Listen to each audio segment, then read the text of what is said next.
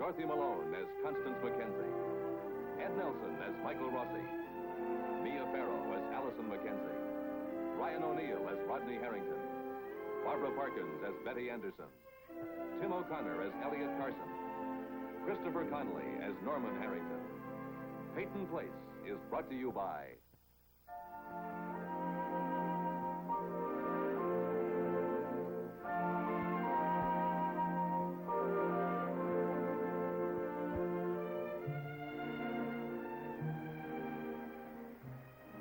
In Peyton Place, Saturday is a day for relaxing, for taking stock, for knocking about in old clothes. This particular Saturday, Stephen Cord wears a business suit. Well done, Mr. Dow. You're very generous with your praise, Stephen. You know, people have been advising me for years to take up something. Gardening, stamp collecting, astronomy, anything. What's on your mind? Even Cord doesn't drop by on his day off just to see his boss getting close to the soil. I've just come back from Boston. Martin Peyton. Yes, sir. What did you tell him? Well, he wants us to go all out in investigating Stella Chernock.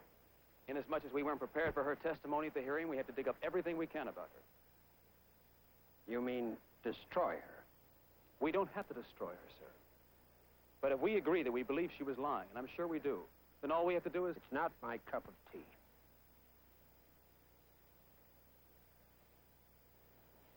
Mr. Dow, it has to be done. I'm not good at this sort of thing. That leaves you, right? It is the idea, isn't it? When you first came to me, you were honest enough to admit that you wanted to work for me because I was going to be Martin Peyton's attorney. And you admitted that I could be very useful to you because of my relationship with Mr. Peyton. That is correct. We began an open and above-board relationship. Don't change it now. The truth is, you'd like nothing better than to report to the old man that I was refusing to turn the dogs loose on Stella Chernock. It would put you in an advantageous position, wouldn't it? I don't want to report anything to Mr. Peyton, sir. I work for you. But Mr. Peyton is very angry, very adamant. Admit the truth, Stephen. I'm sure you can make him understand your position, your feelings. Oh, come on. The truth, Mr. Dow? Yes.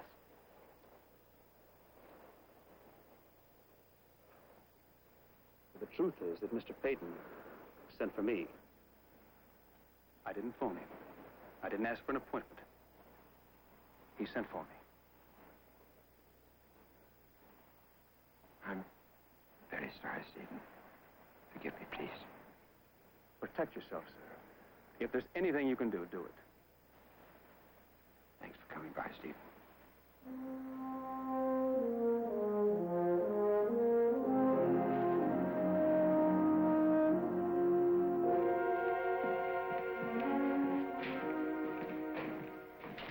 Dr. Morton, pick up on extension 23.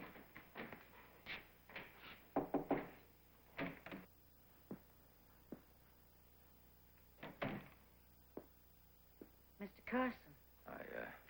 I thought Dr. Rossi would be here. He just left. Do you happen to know when he'll be back? No. But if you have an appointment, he'll be here.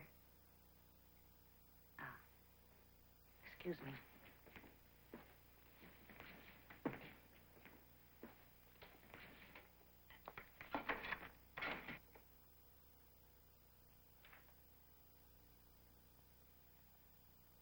Am I doing something wrong, Mr. Carson? Nothing I'm aware of. Thank you for the article. The factual article. The night that Joey was killed, I remember that you came to the house, and I remember being quite rude about what I thought you were going to print. You said you were going to print the facts. Well, that's my job. Well, there were a lot of ways of printing the fact that Joe Chernock was dead. There were also a lot of ways of saying Stella Chernock testified that he was killed. I think you are a very fair man, Mr. Carson. Well, am I interrupting your work, or are you interrupting my assistance? I want to talk to you about Allison. Come on.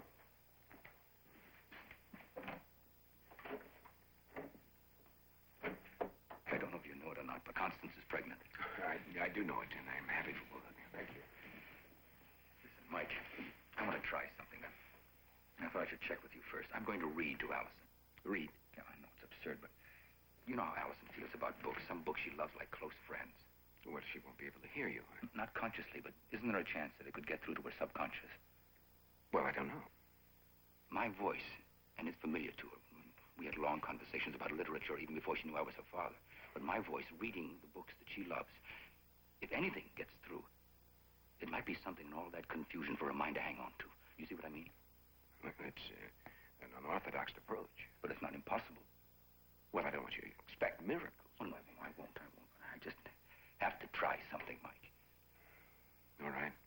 And sometimes miracles do happen. What are you going to read to her? Charles Dickens. Great Expectations. One of her favorites. Good luck. Thanks.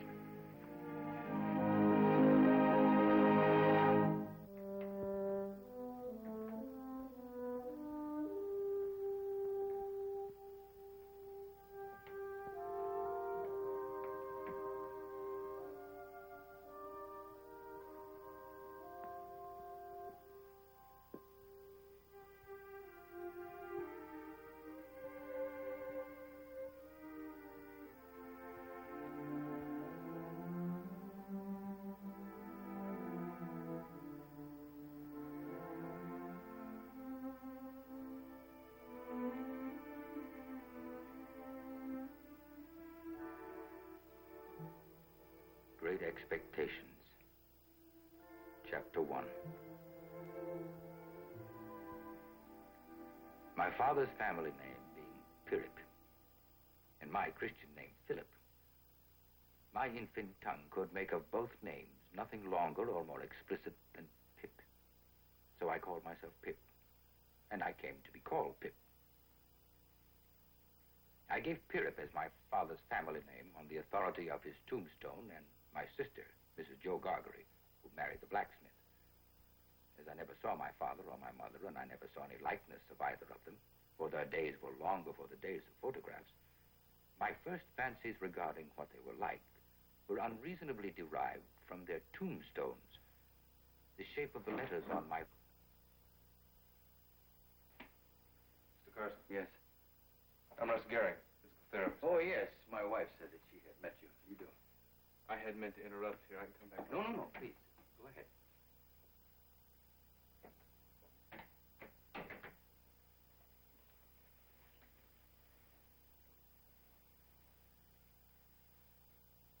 Mr. Carson, I know this is painful for you. No. Not at all. I read your open letter and the poem. Have you heard anything from the police yet? No. This isn't an easy case for them. I suppose not. I had a patient once in another hospital. He was a student from an Ivy League college coming home for Christmas vacation.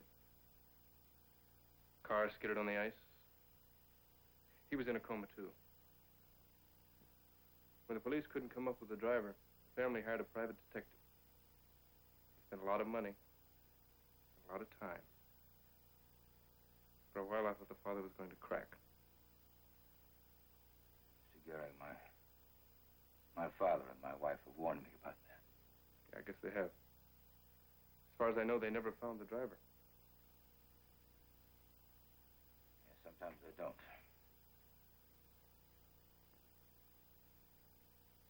But I have to keep looking.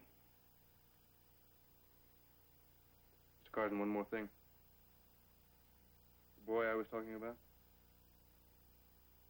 he recovered.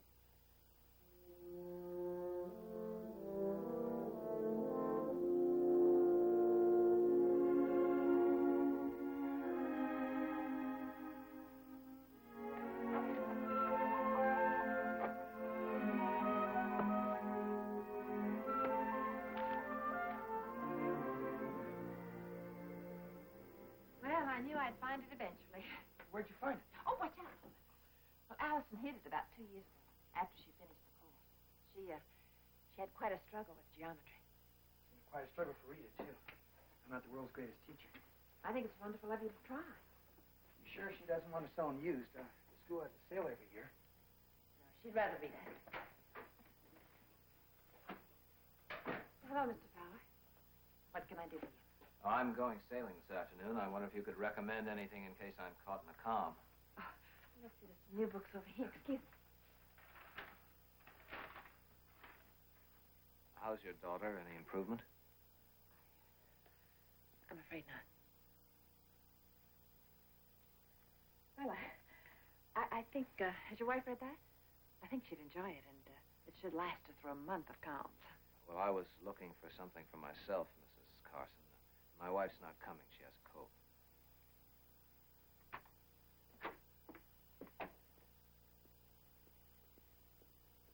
Come on, let's go. What's wrong? Nothing.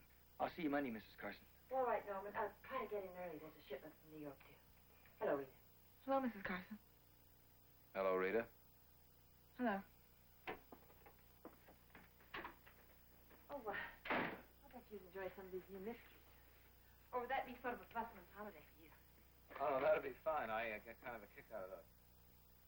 Have they been going together for very long? Just long enough for her to get him through high school, even though she's a dropout. And for him to make her feel like a decent and worthwhile human being. I hate putting kids like that through the ringer. Is it necessary? I'm afraid it is, Mrs. Carson.